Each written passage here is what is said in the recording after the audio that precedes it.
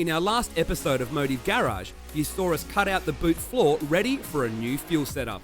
We ordered a 30-litre aluminium fuel cell for a few reasons: less weight, less complexity, and ease of maintenance. The first step was for Brad to place the tank in the correct position and then start fabricating a frame around it in the boot.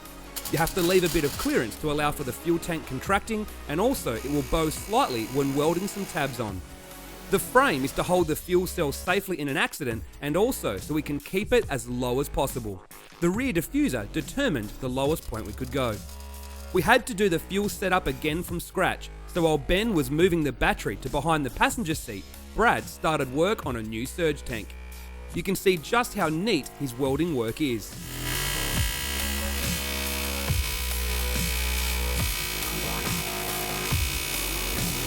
And it's all AN fittings here. The finished unit holds the pump and filter together, making installation and removal quicker and easier.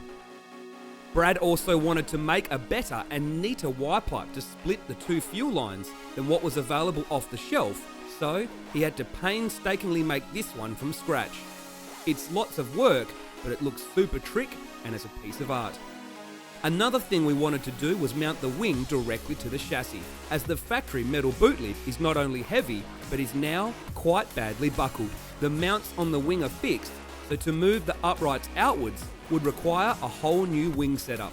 Instead, we added some support straight to the fuel cell frame and beaver panel, meaning the new uprights could transfer downforce straight to the chassis. It also means we can install a lightweight carbon boot lid, but it didn't arrive in time as promised for this issue. Typical. With all the welding done, it was time to assemble the fuel system.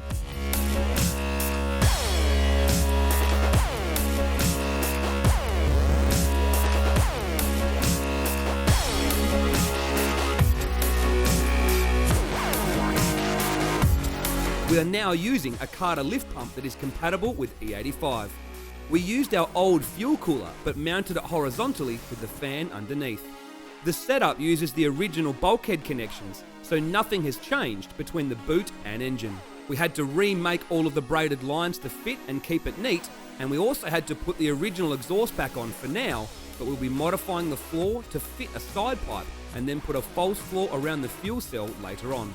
Our old engine catch tank got moved to the boot to become the gearbox and diff breather, and is mounted nice and low. We fabricated a new engine catch can that is bigger and copes better with E85 condensation. For the wing, we got a water cutting machine to cut out billet uprights with the Motive logo cut into it to save weight, and it looks cool. We had to trim the rear bar to fit and fit tension wires to stop the wing from moving left to right and from vibrating.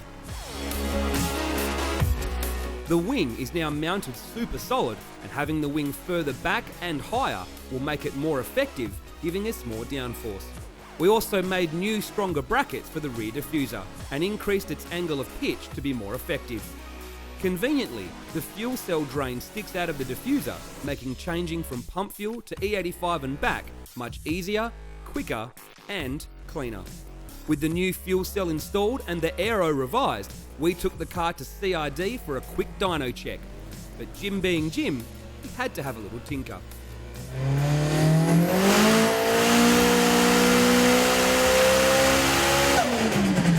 On 27 psi, JET200 pumped out the most power it's ever made, cracking the 400 rear wheel kilowatt mark. Happy days. Now, could we get that power to the pavement?